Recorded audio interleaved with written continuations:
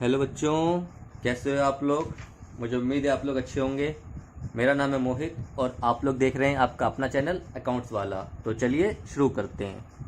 बच्चों, आज हमारा टॉपिक है एडजस्टमेंट एंट्री। एडजस्टमेंट एंट्री क्या होता है? बेसिकली ये हम डिटेल में पढ़ेंगे चैप्टर नंबर 18 और 19 में। बेसिकली 19 में पढ़ेंगे, बट मैं आपको ये जैसे हम 19 में पढ़ने वाले हैं वो सेम उसी तरीके से अभी पढ़ाऊंगा। हो सकता है आपको शायद थोड़ा कम समझ में आए, लेकिन मैं आपको बिल्कुल अपनी ओर से पूरी कोशिश करूंगा एक एक चीज एक्सप्लेन करने की। जो हम आपको चैप्टर 19 में बताएंगे वो मैं आपको पूरा यहाँ बताऊंगा। तो चलिए शुरू करते हैं। एडजस्टमेंट एंट्री क्या होती है बच्चों? These entry are passed at the end of the accounting year to make adjustment in accounts so that final account show true and fair profit loss.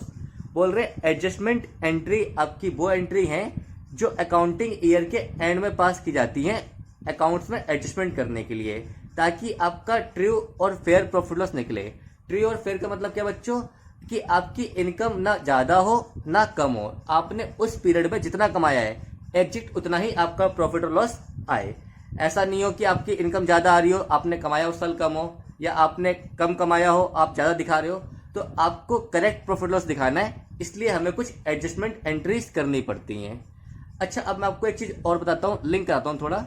हमारा चैप्टर 4 था। चैप्टर 4 का क्या नाम था मैं आपको बताता हूँ। चैप्टर 4 का नाम था हमारा basis of accounting. Basis of accounting. इस चैप्टर में हम लोग पढ़ते थे दो तरह की अकाउंटिंग। एक थी एक्रूअल बेसिस ऑफ अकाउंटिंग और एक थी कैश। मैंने बोलता कैश हम यूज नहीं करते हैं या कोई भी यूज नहीं करता है, सब लोग यूज करते हैं एक्रूअल बेसिस ऑफ अकाउंटिंग। तो ये अकाउंटिंग बोलती थी कि आपकी इनकम चाहे मिली हो या ना मिली हो, एक्सपेंस चाहे पे करे हो या ना करे हो, अगर आप जिस पीरियड की अकाउंटिंग कर रहे हैं, अगर आप जिस पीरियड की अकाउंटिंग कर रहे हैं तो उस साल की इनकम आपको अगर अर्न हो गई है, बेशक रिसीव ना हुई हो तो भी आप मानोगे और उसे रिकॉर्ड करोगे। और उस साल के एक्सपेंस बेशक आपने पे ना करे हो लेकिन इनकर कर लिए हैं, खर्चे इनकर हो गए हैं, एक्सपेंस इनकर हो गया है, तो उसे भी आप रिकॉर्ड करोगे बेशक वो पे आपने ना किए हो। ये आपका एक्रूअल बेसिस ऑफ अकाउंटिंग बताता था, ताकि आप उस पर्टिकुलर ईयर की करेक्ट प्रॉफिट और लॉस निकाल सको। मैं आपको समझाता हूँ। मान लीजिए ये आपका अकाउंटिंग ईयर है 1/4/2019 से लेके 31/3/2020। आपको इस पूरे पीरियड की अकाउंटिंग करनी है, इस पूरे पीरियड की। यहां पे आपका प्रॉफिट लॉस निकलेगा। तो बच्चों, पूरे साल के दौरान हम जो इस डेट पे एडजस्टमेंट करेंगे ताकि हमारा करेक्ट प्रॉफिट लॉस आए, उसी को हमने नाम दिया एडजस्टमेंट एंट्री। हमने क्यों नाम दिया एडजस्टमेंट एंट्री? ये आपकी 4 तरह की होती है, आपको अभी सिस्टमेटिकली समझ में आएगा। आइए मैं आपको सबसे पहले पहली एडजस्टमेंट एंट्री बताता हूँ। पहली एडजस्टमेंट एंट्री आपकी आउटस्टैंडिंग एक्सपेंसेस। आउटस्टैंडिंग एक्सपेंस क्या होते हैं? आप सब जानते हो, ऐसे एक्सपेंस जिनका बेनिफिट आप ले चुके हो, एक्सपेंस इनकर हो चुके हैं, बट आपने पेमेंट नहीं करी। तो क्या लिखा है आइए देखते हैं। Outstanding expenses are the expenses that relate, जो रिलेटेड होते हैं, टू द करंट ईयर। किससे? करंट ईयर से, जिस साल की आप अकाउंटिंग कर रहे हो। But have not been paid, लेकिन अभी तक आपने पे नहीं करे टिल द ईयर एंड, साल के अंत होने तक। तो ऐसे एक्सपेंस आपके आउटस्टैंडिंग एक्सपेंस होते हैं। अब बच्चों आप बताओ, आउटस्टैंडिंग एक्सपेंस एसेट या लायबिलिटी? आउटस्टैंडिंग एक्सपेंस लायबिलिटी है। क्यों लायबिलिटी है? क्योंकि ये आपकी ऑब्लिगेशन है, आपको भी पे करनी है। आपने सर्विसेज ले ली है, बट आपने उसका बेनिफिट लेने के बाद, सर्विसेज का बेनिफिट लेने के बाद पेमेंट नहीं करी। तो ऐसा एक्सपेंस जो आपने खर्च कर लिया है, बेनिफिट ले लिया है, बट पेमेंट नहीं करी, उसे बोलते हैं आउटस्टैंडिंग एक्सपेंसेस। मैं आपको इसकी एंट्री लिख देता हूं पहले, फिर मैं समझाता हूं कि इसकी एंट्री बनती कैसे है। बड़ी सिंपल एंट्री है। कोई भी एक्सपेंस आपका अगर आउटस्टैंडिंग है तो आप लिखेंगे expenses account debit to outstanding expenses account. Expenses account debit to outstanding expenses account. अब ये एंट्री आपकी बनी कैसे, ये मैं आपको समझाता हूं।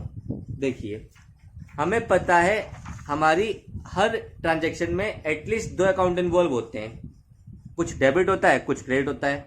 तो आउटस्टैंडिंग एक्सपेंस में भी आपके 2 अकाउंट इन्वॉल्व है। अब आपको क्या समझ में आएगा ये मैं आपको समझाता हूँ डिटेल में। ये आपका है अकाउंटिंग पीरियड 1/4/2019 से 31/3/2020 तक का। ये आपका अप्रैल हो गया पूरा, ये आपका मई हो गया, जून, जुलाई, अगस्त, सितंबर, अक्टूबर, नवंबर, दिसंबर, जनवरी, फरवरी और मार्च। ये आपका यहाँ पे आ गया 31/3/2020 मार्च। ये आपके पूरे 12 महीने हो गए। ये आपका एम्प्लॉई है, ये आपके एम्प्लॉई है कुछ, और ये आपका बिजनेस है, ये आपका बिजनेस है। आप इन सारे एम्प्लॉयज को सैलरी देते हैं हर मंथ की नेक्स्ट 10 तारीख को, हर महीने की अगली 10 तारीख को। तो आप अप्रैल की सैलरी कब देंगे? मई में 10 तारीख को। मई की कब देंगे? जून में 10 तारीख को। जून की जुलाई में 10 तारीख को। ऐसे करते करते करते करते मार्च का जो महीना आएगा उसकी सैलरी आप देंगे अगले साल के अप्रैल 10 तारीख को। लेकिन हमारा अकाउंटिंग पीरियड तो 1/4/19 से लेके 31/3/20 तक है, यानी आप तो सैलरी देंगे मार्च की कब? नेक्स्ट ईयर में, नेक्स्ट अकाउंटिंग पीरियड में। लेकिन हम तो अकाउंटिंग कर रहे हैं 1/4/19 से 31/3/20 की, हमें तो इस डेट पर प्रॉफिट लॉस निकालना है। तो अब देखिए, आपने मार्च में अपने इन सारे एम्प्लॉयज की सर्विसेज आपने ले ली है, बट आपने पेमेंट नहीं करी। सर्विस आप ले चुके हो, इन सब ने पूरे मार्च काम किया है, ये सारे एम्प्लॉयज ने पूरे मार्च आपका काम किया है, मीन्स इनकी सर्विस आप ले चुके हो, यानी आपका एक्सपेंस इनकर हो चुका है, इनकी सैलरी ड्यू हो चुकी है 31 मार्च को, बट आपने पेमेंट नहीं करी। तो 31 मार्च को आपने अगर पेमेंट नहीं करी तो 31 मार्च को इसे बोलेंगे आप आउटस्टैंडिंग सैलरी, क्योंकि ड्यू हो चुकी है, आप एक्सपेंस ले चुके हो, बट आप पेमेंट करोगे बाद में। पेमेंट आप कब कर रहे हो? अगले साल की 10 तारीख को, अप्रैल 10 को। तो ये आपका आउटस्टैंडिंग एक्सपेंसेस है, ऐसा खर्चा जिसका बेनिफिट आप ले चुके हो बट पेमेंट करोगे आप फ्यूचर में, तो इसे हम बोलते हैं आउटस्टैंडिंग एक्सपेंसेस। तो देखो बच्चों, आपके 2 अकाउंट इन्वॉल्व हुए, एक का नाम है एक्सपेंसेस, मेरे एग्जांपल में एक्सपेंसेस है आपका सैलरी आपका एक्सपेंस है, इसका नेचर एक्सपेंस है। एक्सपेंस आपका इंक्रीज हो चुका है क्योंकि खर्चा तो आपका हो चुका है, तो एक्सपेंस आपका बढ़ गया डेबिट, क्योंकि आपका खर्चा इस साल का ही है तो आपको रिकॉर्ड करना पड़ेगा।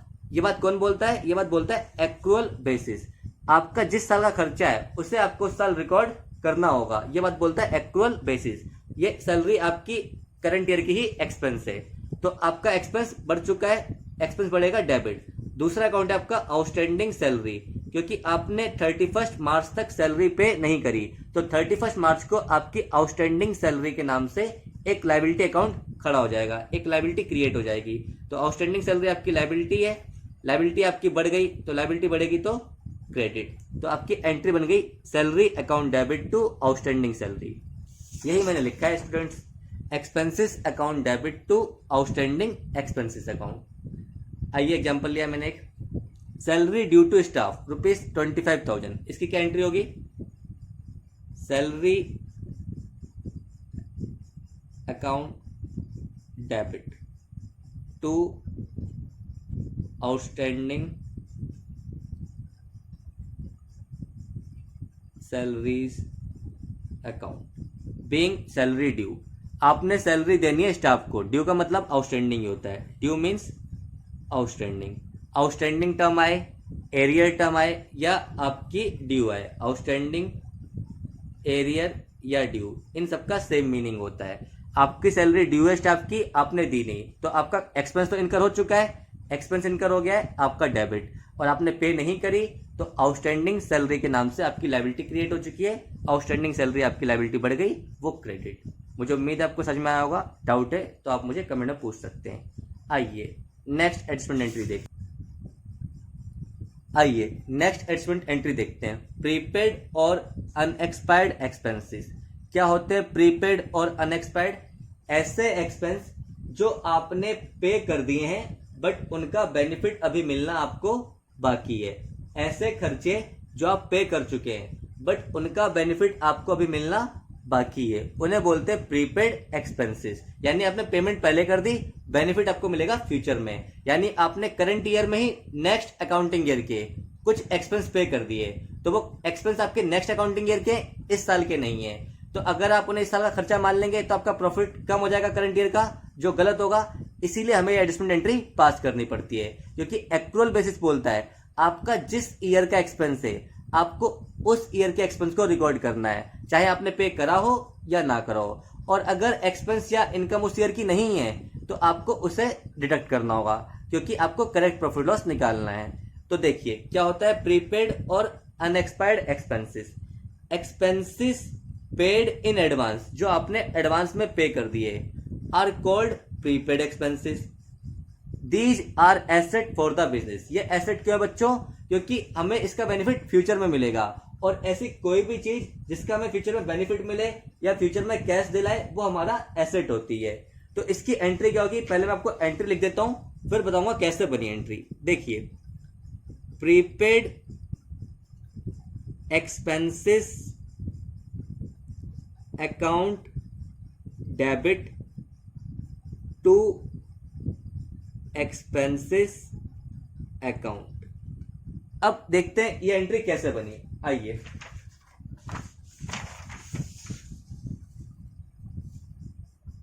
आप सब जानते हैं प्रीपेड एक्सपेंस आपका एसेट, मैंने अभी बताया। ये आपका अकाउंटिंग ईयर है 1/4/19 से लेके 31/3/20 तक। आपने यहां पे एक पेमेंट करी है साल के मिड में, ये है मिड 1 अक्टूबर 2019, 1/10/2019। यहां पे आपने अपने बिजनेस के लिए इंश्योरेंस लिया है और पेमेंट करी है 10,000 रुपीज की पर एनम। यानी आपने एक साल के लिए लिया इंश्योरेंस, एक साल का ही होता है इंश्योरेंस, तो आपने इस डेट पे लिया है। अब इस डेट पे अगर आपने इंश्योरेंस लिया है तो ये एक साल कहाँ खत्म होगा? ये एक साल खत्म होगा आपका यहाँ पे 30 सितंबर 2020 को। ये एक साल आपका खत्म होगा 30 सितंबर 2020, क्योंकि 1/10/2019 को आपने साल शुरू करा है इंश्योरेंस वाला, आपने 1/10/2019 को इंश्योरेंस लिया है, तो वो एक साल आपका चलेगा कहां तक? 30 सितंबर 2020 तक। अब देखिए आपका अकाउंटिंग ईयर कहां से कहां तक है? 1/4 से लेके 31/3 तक। ये आपका अकाउंटिंग पीरियड है, यानी अक्टूबर, नवंबर, दिसंबर, जनवरी, फरवरी और मार्च, 6 महीने का बेनिफिट तो आप करंट ईयर में ले रहे हैं। आपने पेमेंट एक साल की करी है, 6 महीने का बेनिफिट आप करंट ईयर में ले रहे हैं। बट नेक्स्ट 6 मंथ, जनवरी, फरवरी, अप्रैल, मई, जून, जुलाई, अगस्त और सितंबर, जो नेक्स्ट 6 मंथ हैं, ये आपके आ रहे हैं नेक्स्ट अकाउंटिंग पीरियड में। जो आपके नेक्स्ट 6 मंथ हैं ये आपके आ रहे हैं नेक्स्ट अकाउंटिंग पीरियड में। तो इन 6 महीने का बेनिफिट आपको मिलेगा अगले साल। तो ये जो 6 महीने के आपने एक्स्ट्रा पे करें इस साल, ये आपका होगा प्रीपेड एक्सपेंसेस, और नाम हो जाएगा प्रीपेड इंश्योरेंस। ऐसा एक्सपेंस जो आपने ऑलरेडी पे कर दिया बट उसका बेनिफिट आपको अभी तक नहीं मिला, वो मिलेगा फ्यूचर में। तो आपने पे तो यहां कर दिया, लेकिन उनका अगले 6 महीने का बेनिफिट आपको मिलेगा अगले साल, यानी नेक्स्ट अकाउंटिंग पीरियड में। तो 31 मार्च को ये जो आपने एक्स्ट्रा पे रखा है, 31 मार्च को ये 6 महीने की एक्स्ट्रा पेमेंट जो आपकी है, ये कहलाएगी प्रीपेड एक्सपेंसेस। अब आप बताइए, आपने यहाँ पे 10,000 पे करा है, तो 10,000 रुपए में से आपका 6 महीने का खर्चा तो इस साल का है, क्योंकि आपने 6 महीने तो इस साल यूज करा है। बाकी 6 महीने का खर्चा अगले साल का है, लेकिन आपने पेमेंट पहले कर दी है। तो आप खुद बताइए, आपने शुरू में जब एंट्री करी होगी, आपने इंश्योरेंस की एंट्री करी होगी, insurance account debit to cash या बैंक, आपने ये एंट्री पास करी होगी कि आपने इंश्योरेंस लिया, आपने पूरा 10,000 रुपए से खर्चा दिखा दिया। लेकिन आप खुद बताओ एक्चुअल में आपका खर्चा कितना है? एक्चुअल में आपका खर्चा केवल 6 महीने का है, क्योंकि नेक्स्ट 6 महीने का बेनिफिट तो आपको नेक्स्ट अकाउंटिंग ईयर मिलेगा। तो 1/4/19 से 31/3/20 तक आपने साल की अकाउंटिंग कर रहे हैं, और आपने इंश्योरेंस लिया 1/10/2019 को, 31/3/20 तक आपके 6 महीने का यूज होगा। तो आप खुद बताओ इस 10,000 रुपए में आपका इस साल का कितना खर्चा है? 10,000 इंटू 6/12, ये आपका आ गया 5,000। यानी करंट ईयर में आपका खर्चा 5,000 का है। 5,000 आपने एक्स्ट्रा पे करा है, तो उसको आपको एडजस्ट करना पड़ेगा ताकि आपका करेक्ट प्रॉफिट लॉस निकले। तो अब आप इंश्योरेंस को आपको कम करना है। इस साल का आपका खर्चा कम हुआ है, आपने दिखाया ज़्यादा है लेकिन आपका खर्चा एक्चुअली कम हुआ है, तो आपको कम करना है। तो आप ऐसा तो करोगे नहीं कि यहाँ पे जाओगे 10 काट के 5 लिख दोगे, ऐसा तो हम करते नहीं है। लेकिन हमने रूल पढ़ा है कि एक्सपेंस को अगर बढ़ाना है तो डेबिट कर दो और कम करना है तो क्रेडिट कर दो। तो ऐसी हमारी एंट्री बनी। 2 अकाउंट इन्वॉल्व हुए, एक का नाम है हमारा इंश्योरेंस जो हमारा एक्सपेंस है, और एक्सपेंस को हमें कम करना है क्योंकि हमारा खर्चा इस साल का कम हुआ है। तो एक्सपेंस को कम करेंगे तो ये हो जाएगा हमारा क्रेडिट। और चूंकि 31 मार्च को हमने एक ऐसी पेमेंट कर रखी है जिसका बेनिफिट हमें फ्यूचर में मिलेगा, तो वो फ्यूचर बेनिफिट हमारा एसेट है जिसका नाम है prepaid insurance.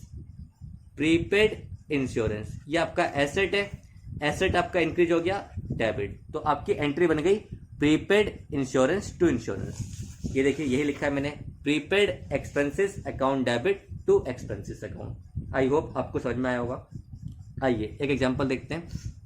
Out of the rent paid this year, आपने इस साल जितना भी रेंट पे करा है 2000 रिलेट्स टू नेक्स्ट ईयर, उसमें से 2000 अगले साल का है। तो आपकी करंट ईयर की पेमेंट जितनी भी है उसमें से आपको 2000 रुपये कम करने हैं क्योंकि इस साल का खर्चा आपका 2000 नहीं है और आपने पे कर दिया है। तो पे कर दिया तो आपका एक एसेट क्रिएट हो गया प्रीपेड रेंट के नाम से, क्योंकि इसका बेनिफिट आपको अगले साल मिलेगा। तो आपका एक एसेट क्रिएट हो गया प्रीपेड रेंट के नाम से। और आपका एक्सपेंस जो आपने रेंट 2000 एक्स्ट्रा पे करा है वो आपका इस साल का नहीं है, तो रेंट आपको 2000 रुपये से कम करना है। आपको पता है अगर एक्सपेंस को कम करना है तो क्रेडिट करना पड़ेगा क्योंकि एक्सपेंस बढ़ता है डेबिट करके, कम होता है क्रेडिट करके। तो एंट्री बनेगी आपकी prepaid rent account debit to rent. आइए लिखते प्रीपेड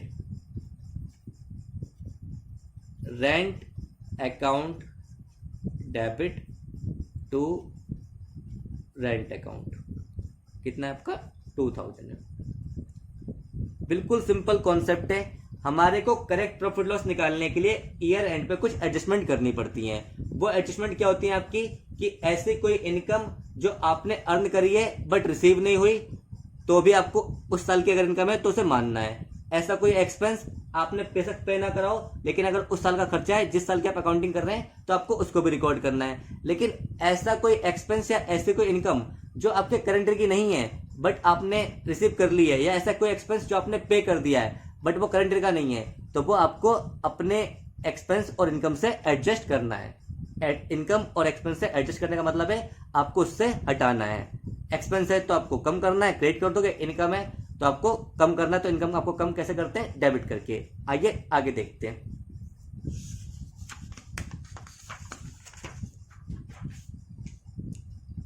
ये है आपकी थर्ड एंट्री। थर्ड एंट्री किस चीज की? आपकी एक्रूड इनकम और income earned but not due. Accrued income और income earned but not due, ऐसी इनकम जो आपने अर्न कर ली है बट रिसीव नहीं करी, या ऐसी इनकम जो अभी आपकी ड्यू नहीं हुई है, अर्न हो चुकी है बट ड्यू नहीं हुई है, उसको हम नाम देते हैं एक्रूड इनकम का। आइए रीड करते हैं। The income which have been earn but has not been receive, लेकिन रिसीव नहीं हुई, या फिर अर्न कर लिए हैज नॉट बिकम ड्यू और अभी तक ड्यू नहीं हुई, इज कॉल्ड एक्रूड इनकम। बिल्कुल सिंपल है। ऐसी इनकम जो आपने अर्न कर ली है बट ड्यू नहीं हुई, जिसकी वजह से आपको अभी तक रिसीव नहीं हुई, उसे हम बोलते हैं एक्रूड इनकम। क्योंकि आपने अर्न कर ली है, फ्यूचर में मिलेगी, तो ये आपका एसेट है। और अब आपकी इनकम अगर ये करंट ईयर की है, बेशक मिली ना हो, एक्रूअल बेसिस ऑफ अकाउंटिंग बोलता है अगर इनकम आपकी उस अकाउंटिंग पीरियड की है जिस पीरियड की आप अकाउंटिंग कर रहे हैं, तो आपको उस इनकम को रिकॉर्ड करना है। मींस उस इनकम को आपको मानना है, बेशक वो मिली ना हो। आइए समझते हैं इसको भी डिटेल में। आइए देखते हैं। 1/1/19 से 31/12/19 तक का आपका अकाउंटिंग पीरियड है। आपको बैंक 2 बार इंटरेस्ट देता है साल में। एक बार देता है आपको बैंक इंटरेस्ट 30 सितंबर को, और एक बार देता है बैंक आपको इंटरेस्ट 31 मार्च को। अब आप बताइए 30 सितंबर तो आपका 1/1/19 से 31/12/19 में आ जाएगा, लेकिन क्या 31/3/20 आपकी डेट आएगी? यहाँ पे 31/3/20 आपकी डेट नहीं आएगी। तो आपने एक बार तो इंटरेस्ट ले लिया सितंबर तक का, लेकिन अगले 6 महीने अक्टूबर, नवंबर, दिसंबर, जनवरी, फरवरी, मार्च, इन 6 महीने का इंटरेस्ट आपको मिलेगा 31 मार्च को। लेकिन आपका ईयर एंड हो रहा है 31/12 को। तो अब अक्टूबर, नवंबर और दिसंबर, ये जो 3 महीने हैं, आपने इनका इंटरेस्ट अर्न तो कर लिया है इस डेट पे, 31/12 तक आपने इंटरेस्ट कमा तो लिया है। अर्न मीन्स आपने इंटरेस्ट कमा तो लिया है, बट आपने इंटरेस्ट कमाने के बाद भी आप अभी एलिजिबल नहीं हुए उसको रिसीव कर पाए, क्योंकि बैंक का रूल है, बैंक आपको इंटरेस्ट देगा 31/3/20 को हर 6 महीने बाद। तो आपके 6 महीने कंप्लीट होंगे इस डेट को, लेकिन आप अपनी अकाउंटिंग कर रहे हैं 31/12/2019 तक की। तो 31/12/19 तक जो 3 महीने का इंटरेस्ट है, ये आपके एक्रूड इनकम, इस इंटरेस्ट को बोलेंगे एक्रूड इंटरेस्ट। ऐसा इंटरेस्ट, ऐसी इनकम जो आपने अर्न कर ली है बट अभी आपको रिसीव होना बाकी है। तो ये आपका एसेट है, क्योंकि फ्यूचर में रिसीव होगी। फ्यूचर में कोई भी चीज आपको कैश दिलाए, बेनिफिट लाए, एसेट है, तो ये आपको कैश दिलाएगी फ्यूचर में, ये आपका एसेट हुआ। और चूंकि इनकम आपने कमा ली है और ये इनकम करंट ईयर की है, तो आपकी इनकम तो अर्न हो ही गई है, तो आपकी इनकम इंक्रीज हो गई है। तो आपको इनकम को इंक्रीज करना है। इनकम आपको पता है रेवेन्यू नेचर का अकाउंट है, इनकम आपका रेवेन्यू नेचर का अकाउंट है। इनकम बढ़ेगी तो आपको पता है रेवेन्यू बढ़ेगा तो क्रेडिट, और एक्रूड इनकम आपका एसेट है, एसेट बढ़ेगा तो डेबिट। तो आपके 2 अकाउंट इन्वॉल्व हुए, एक एक्रूड इनकम, दूसरा इनकम। एक्रूड इनकम एसेट है आपका, एसेट आपका इंक्रीज हो गया, डेबिट। इनकम आपका रेवेन्यू नेचर का अकाउंट है, कोई भी गेन, कोई भी इनकम, ये आपका रेवेन्यू नेचर का अकाउंट है। इनकम आपकी बढ़ गई है क्योंकि आपने कमा तो ली है, इनकम को आपको इंक्रीज करना है। इनकम आपका रेवेन्यू नेचर का अकाउंट है, रेवेन्यू इंक्रीज होगा, क्रेडिट। तो आपकी एंट्री बनी income account debit, sorry accrued income account debit to income. आइए लिखते हैं, accrued income account debit to income account. मैंने एक एग्जांपल लिया है, आइए देखते हैं इसको भी। इंटरेस्ट एक्रूड ऑन इन्वेस्टमेंट 2000, आपका इंटरेस्ट एक्रू है इन्वेस्टमेंट पे 2000 रुपीज का। तो इसकी एंट्री क्या हो गई? एक्रू का मतलब है आपने कमा लिया है लेकिन मिला नहीं है, तो एक्रूड इंटरेस्ट आपका एसेट बढ़ गया। एक्रूड इंटरेस्ट के नाम से आपका एसेट बढ़ गया क्योंकि आपको फ्यूचर में मिलेगा 2000, और आपने चूंकि इनकम कमा ली है तो इंटरेस्ट आपकी इनकम क्रेडिट हो गया, इंटरेस्ट आपका क्रेडिट हो गया 2000 से। इंटरेस्ट क्रेडिट होता है तो आपका रेवेन्यू होता है, डेबिट होता है तो आपका एक्सपेंस होता है। यहाँ पे आपको इंटरेस्ट मिल रहा है, सॉरी मतलब मिलेगा आपको, तो आपका इनकम है, तो इनकम यानी रेवेन्यू, रेवेन्यू बढ़ेगा क्रेडिट। आई होप आपको समझ में आ रहा होगा। आइए नेक्स्ट एंट्री देखते हैं, इनकम रिसीव्ड इन एडवांस और अनअर्न्ड इनकम। ऐसी इनकम जो आपने एडवांस में रिसीव कर ली या अनअर्न्ड, अभी तक आपने कमाई नहीं। तो सबसे पहले तो बच्चों ये लायबिलिटी होती है। क्यों होती है? क्योंकि अभी आपने इसको कमाया नहीं है। जब तक आप अपनी सर्विसेज ना दे दें तब तक इनकम आपकी नहीं होगी, और अगर आपने गुड्स बेचे तब तक आप गुड्स की डिलीवरी ना कर दें तब तक इनकम आपकी नहीं होगी। तो आइए देखते हैं क्या होती है income. It is an income which has been receive, आपने प्राप्त कर ली है, before it has been earn, earn करने से पहले, कमाने से पहले। डेट इज मतलब गुड्स टू बी सोल्ड और services to be rendered is in future, goods to be sold और services to be rendered in future. आपने इनकम रिसीव तो कर ली है लेकिन अभी अर्न करनी बाकी है, मतलब अभी गुड्स सेल करने बाकी हैं या सर्विस देनी बाकी है, लेकिन पैसा आपको पहले मिल चुका है, इनकम आपने रिसीव पहले ही कर ली है। तो जब तक आप अपने या तो गुड्स ना दे दें पार्टी को या फिर सर्विसेज ना दे दें क्लाइंट को, तब तक इस इनकम पे आपका अधिकार नहीं है। You will not be entitled to this income. तो आपकी ये इनकम जब तक आप कमा ना लें, अपनी सर्विस रेंडर ना कर दें, अपने गुड्स को डिलीवर ना कर दें, तब तक ये आपके लिए लायबिलिटी है। तो इसकी पहले मैं एंट्री लिख देता हूं, फिर बताता हूं आपको कैसे बनती है एंट्री। इसकी एंट्री बड़ी सिंपल है। इनकम आपकी लायबिलिटी है, सॉरी एडवांस इनकम आपकी लायबिलिटी है, तो आपकी लायबिलिटी बढ़ेगी, आपको करना है क्रेडिट। तो आपको लिखना है to income received in advance या एडवांस इनकम, इसको प्रीपेड इनकम भी बोलते हैं। और आपकी चूंकि इनकम अभी आपने अर्न नहीं करी है तो आप उसे अपनी इनकम नहीं मान सकते, और आपने अगर पहले इनकम मान लिया तो आपको इनकम को कम करना पड़ेगा। इनकम को कम कैसे करते हैं, इनकम आपका रेवेन्यू है, रेवेन्यू बढ़ता है तो क्रेडिट कम कैसे करेंगे, डेबिट करके। तो आप डेबिट कर देंगे इनकम को, तो आपकी एंट्री बन जाएगी income account debit to advance income या इनकम रिसीव्ड इन एडवांस। मैं आपको बताता हूं एग्जांपल से, देखते हैं। ये आपने इनकम रिसीव कर ली, ये आपने इनकम रिसीव कर ली, बट इसकी सर्विसेज आपको देनी है यहाँ पे। साल आपका है 1/4/19 से 31/3/20 का। आपने सर्विस देनी है इस इनकम की यहाँ पे 31/3/20 से 31/3/21 में। आपको सर्विस देनी है नेक्स्ट ईयर में, बट आपने इनकम रिसीव कर ली पहले ही।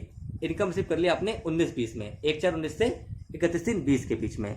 तो इस डेट पे आप इस इनकम के अभी मालिक नहीं हुए, आपने अर्न नहीं करी, तो इस डेट पे आपकी लायबिलिटी है। आप इसको कब कमाओगे, अगले साल जब आप सर्विसेज रेंडर कर दोगे। तो अगर आपने अभी से पहले ही इनकम मान लिया है तो आपको अपनी इनकम को कम करना पड़ेगा। इनकम कम कैसे करते हैं, डेबिट करके। आपने पहले इनकम रिसीव कर ली होगी तो आपने एंट्री कर दी होगी cash account debit to income. आपने अपनी इनकम को क्रिएट कर दिया होगा।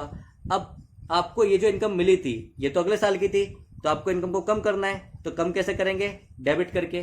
तो इनकम आपकी हो गई डेबिट, और एडवांस इनकम इस डेट पे आपकी लायबिलिटी शो कर रही है, तो एडवांस इनकम हो गई आपकी क्रेडिट। आई होप आपको समझ में आ रहा होगा। आइए एक एग्जांपल और देखते हैं। Rent received in advance ₹18,000। आपको रेंट मिला है 18 रुपये ऑलरेडी एडवांस में, मीन्स अभी आपने अपनी सर्विसेज नहीं दी है, अभी आपने अपनी सर्विसेज नहीं दी है रेंट की, लेकिन आपको इनकम अर्न हो गई है, सॉरी इनकम रिसीव हो गई है। तो एडवांस इनकम लायबिलिटी आपकी, तो आप क्या करेंगे, आप लिखेंगे रेंट रिसीव्ड डेबिट। इनकम को डेबिट करना है, तो रेंट रिसीव आपकी इनकम थी, आपको इसको कम करना है।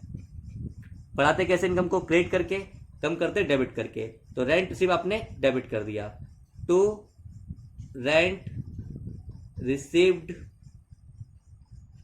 इन advance, to rent received in advance आपने लिख दिया 18,000 और 18,000। ये आपको मुझे उम्मीद है समझ में आई होगी। मैं फिर से रिपीट करता हूँ, एडवांस इनकम आपकी लायबिलिटी है, आपने सर्विस अभी तक दी नहीं है लेकिन इनकम रिसीव कर ली है। तो इनकम रिसीव कर ली है तो एडवांस इनकम आपकी लायबिलिटी क्रिएट हो जाएगी। और आपने इनकम ऑलरेडी मान ली है तो आपकी इनकम तो अभी अर्न हुई नहीं है, आपने कमाई तो है नहीं है, तो आपको करेक्ट प्रॉफिट लॉस निकालना है, तो अपनी इनकम के बैलेंस को कम करना पड़ेगा। आप इनकम को बढ़ा चुके होगे क्रिएट करके, तो आपको ईयर एंड पे इनकम को कम करना पड़ेगा। कम कैसे करोगे, इनकम को डेबिट करके। यहाँ पे इनकम का नाम रेंट रिसीव था तो मैंने रेंट रिसीव लिख दिया। यहाँ पे इनकम का नाम होता कमीशन रिसीव तो मैं कमीशन रिसीव लिख देता। इनकम का नाम होता इंटरेस्ट रिसीव तो मैं इंटरेस्ट रिसीव लिख देता। मीन्स जो भी आपका नाम होता वो वाली इनकम डेबिट और to advance income. I hope आपको समझ में आ रहा होगा। आइए आज की लास्ट एंट्री देखते हैं, डेप्रीशिएशन। स्टूडेंट्स ये आज के लेक्चर की हमारी लास्ट एंट्री है। डेप्रीशिएशन आपकी लास्ट एडजस्टमेंट एंट्री है। टोटल आपकी 5 एडजस्टमेंट एंट्रियां हैं, outstanding expenses, prepaid expenses, accrued income और प्रीपेड इनकम यानी इनकम रिसीव्ड इन एडवांस या एडवांस इनकम, और लास्ट आपकी डेप्रीशिएशन। ये सारी एंट्रियां आपको ईयर एंड पे करनी पड़ती हैं ताकि आपका करेक्ट प्रॉफिट लॉस शो हो बुक्स ऑफ अकाउंट में। आइए, डेप्रीशिएशन आप सबको पता है क्या होता है, एसेट को यूज करने के कारण उसकी वैल्यू में जो कमी आती है उसे डेप्रीशिएशन बोलते हैं। आइए वही लिखा है, due to continuous use of fixed asset. Fixed asset को कॉन्टिन्यूअस यूज करने के कारण वैल्यू ऑफ दीज एसेट्स, इन एसेट की वैल्यू डिक्रीजेज, कम हो जाती है एवरी ईयर, हर साल। This fall in value is called depreciation. इस फॉल इन वैल्यू को, जो वैल्यू में कमी आती है, इसको हमने नाम दिया है डेप्रीशिएशन का। तो इसकी एंट्री बड़ी ही सिंपल है। आप डेप्रीशिएशन की एंट्री में लिख देता हूं, फिर आपको समझाता हूं। डेप्रीशिएशन आपका एक्सपेंस है, एक्सपेंस बढ़ेगा डेबिट। जब भी किसी एसेट की वैल्यू कम होगी तो आपका खर्चा बढ़ रहा है, एक्सपेंस बढ़ रहा है, डेबिट। तो जिस भी एसेट की वैल्यू कम हो रही है वो एसेट, तो टू एसेट, एसेट का रूल है, कम होगा तो क्रेडिट, ज्यादा होगा तो डेबिट। तो मैंने एग्जांपल लिखा है, समझाता हूं इससे। Provide 10% depreciation on furniture costing ₹5,000। आपको 10% डेप्रीशिएशन लगाना है फर्नीचर की वैल्यू पे। जो आपका 5,000 का था। तो 5,000 का 10% होता है 500 रुपये। तो डेप्रिसिएशन आपका डेबिट हो जाएगा, क्योंकि ये आपका खर्चा है, इससे आपके एसेट की वैल्यू कम हो गई। एक्सपेंस इंक्रीज होगा तो डेबिट। और आपका एसेट क्या है आपका? फर्नीचर की वैल्यू आपकी कम हो गई, तो फर्नीचर हो गया आपका क्रेडिट। तो बिल्कुल सिंपल एंट्री है, डेप्रिसिएशन टू फर्नीचर। अगर मशीन होती तो लिखते डेप्रिसिएशन टू मशीन, बिल्डिंग होती तो लिखते डेप्रिसिएशन टू बिल्डिंग। बिल्कुल सिंपल एंट्री है, डेप्रिसिएशन टू एसेट। जिस एसेट पे डेप लगाओगे उस एसेट की वैल्यू कम हो जाएगी, वो क्रेडिट, और डेप्रिसिएशन आपका एक्सपेंस है, डेबिट। आई होप सबको समझ में आया होगा। अगर आपका कोई डाउट है तो प्लीज़ आप मुझसे पूछिए कमेंट में। अगर आपको वीडियो आज का अच्छा लगा हो तो प्लीज़ लाइक करिए, चैनल को सब्सक्राइब करिए और वीडियो को फ्रेंड्स में शेयर करिए। चलिए स्टूडेंट्स, फिर मिलते हैं नेक्स्ट वीडियो लेक्चर में। तब तक के लिए बाय बाय, टाटा।